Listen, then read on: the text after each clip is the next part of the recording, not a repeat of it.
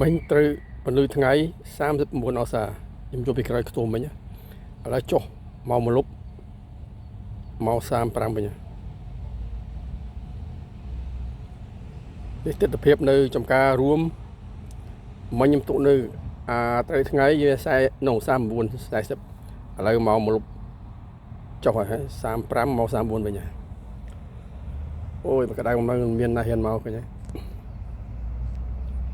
នេះជាក្តាប់ទំពាំងបាយជូរ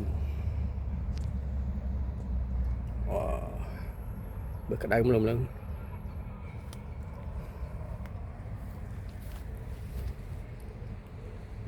ក្តាប់ពុំ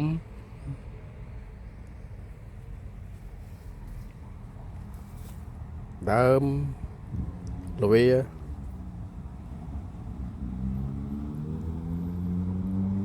ចុះលឿនផងមិញ35 34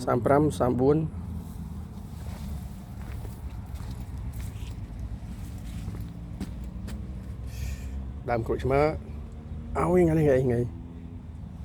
ថ្ងៃនេះជាថ្ងៃអង្គារទី23ខែមិថុនាឆ្នាំ2026ពេញពោះចាប់ដើម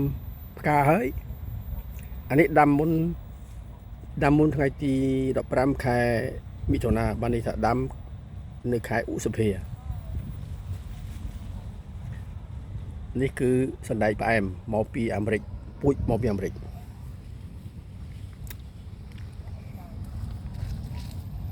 នេះនង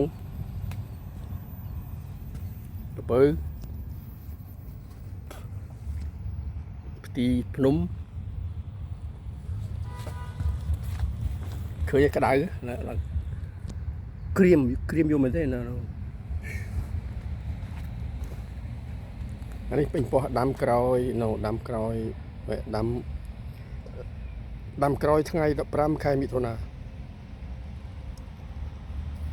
លពើចាប់ដើមបោះតួងហើយនោះនងក៏ចាប់ក្តាប់ហើយតាំងអោបានទូច្រើនណាឃើញទេអានេះខ្ញុំដាក់គ្រប់គល់វាដើម្បីជួយរក្សាសំណើម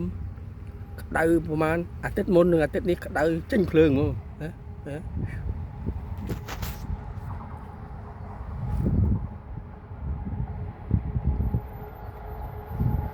ចឹងក្តៅយើងល្អទេឃើញលពើចាប់រាប់បោះតួងគេបោះតួងសុបាយទេទៀតបានទួយស្លម្ជូរស្រែលក់ទឹកគ្រឿង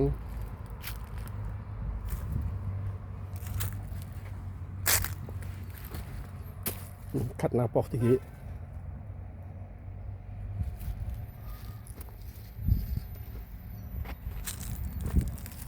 ដំឡូងជ្វាក្តៅណាស់អត់មានណាមកឃើញមកមិញទៅវិញប្រហែលដែរតាំងអោដំឡូងបារាំង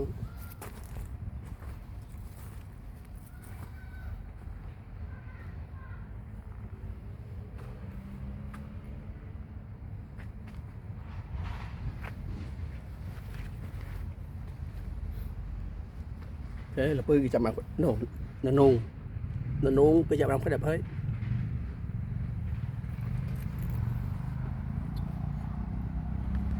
ហើយដូចចាប់ផ្ដាំដោះនេះអានេះអីគេហៅហ្វូនុយក្រិចខ្ញុំដាំមួយថ្ងៃនោះ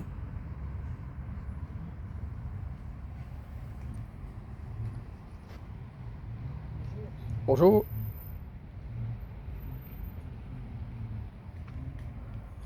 Bonjour Paul, comment vas-tu? Ça va Ibrahim?